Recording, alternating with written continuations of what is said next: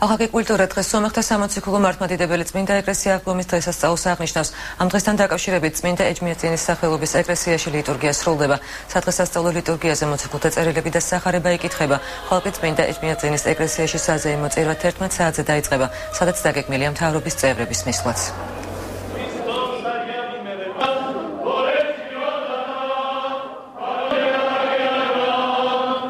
დღეს სომეხთა სამოციქულო მართლმადიდებელი წმინდა ეკლესია აღნიშნავს აღდგომას და მთელ ქვეყანაში სომეხი ერი და სომეხი მრევლი ლოცულობს, რომ ყოფილი იყოს ქვეყანაში მშვიდობა და ადამიანებს შორს ყოფილი იყოს სიყვარული და ჭეშმარიტი რწმენა ღმერთის.